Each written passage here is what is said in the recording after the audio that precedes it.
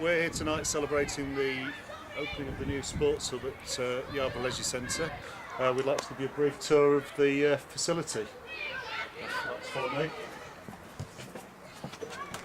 This is the main spectator entrance. When we come in, the building is highly insulated to keep the heat in. We've got the toilets for the spectators here and an accessible toilet.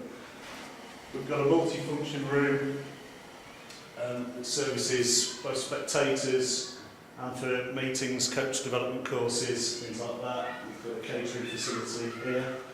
So from here we've got French doors out to look over the mini pitches, which are for the youngest children, on the patio area to display.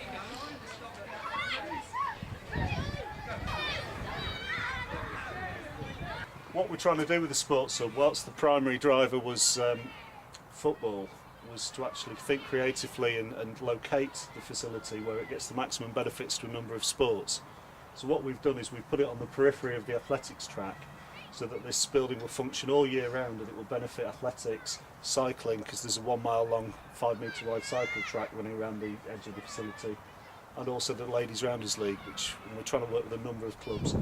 We're also trying to use it as a centre for coach development, and we've already got the English Federation of Disability Sport booking the facility to do an inclusive coaching awareness course.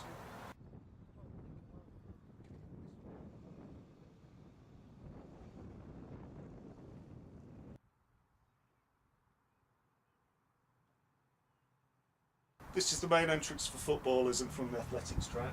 So if we enter in here, we're into the main corridor. It's a very warm facility. The facility is all underfloor heating and works via air source heat pumps. So they work on a 1:4 ratio of coefficient of performance. It means really that it's a very energy efficient building. Officials' changing rooms are here. All the lights come on automatically and they're interlocked with ambient daylight, so they only turn on both when people are here and when there's actually not sufficient daylight. Apart from that, they turn off and save energy. We've got notice boards for all the clubs we're working directly with, and we want to give that ownership and that feel and very much support community club development. One of the features we've got is bag stores. These are a requisite from the Football Foundation because they actually want you to make best use of changing rooms.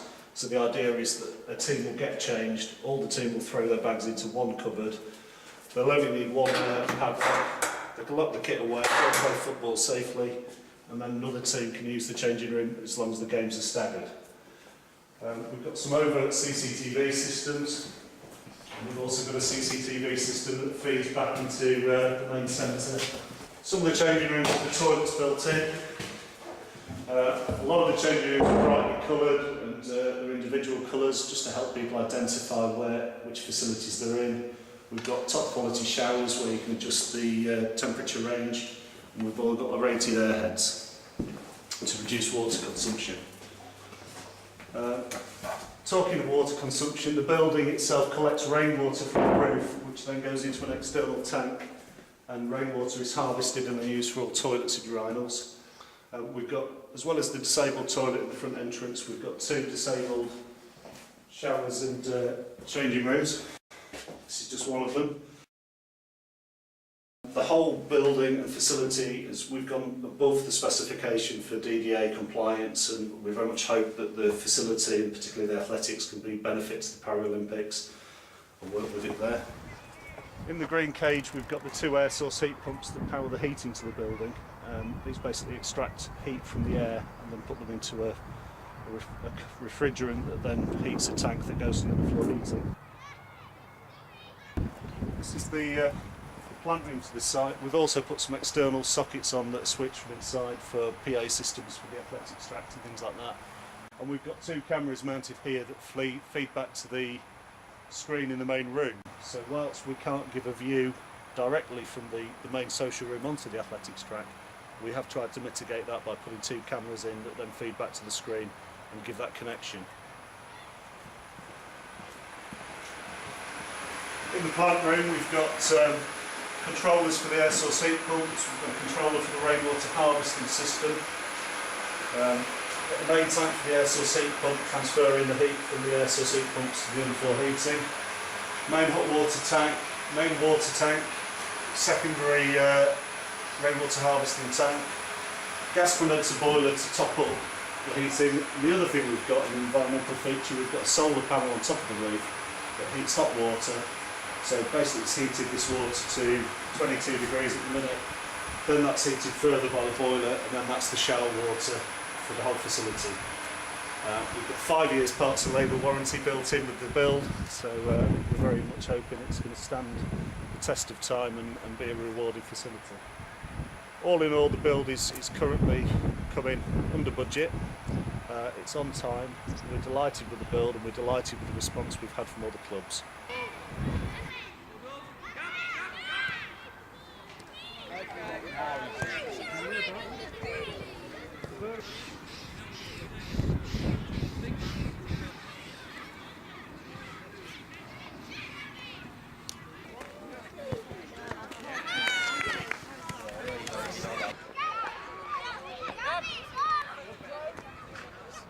I just want to start by welcoming everybody here and thanking everyone for coming along tonight to the official opening of the Lincoln Sports Hub. It's great to see so many people here, from partners who have helped us with the building to partners who have helped us with the funding, but also to everybody associated with the clubs that have come along to see the Sports Hub opening. It's brilliant to see so many young ones here with the football kits on, and it's a great way to see the opening in.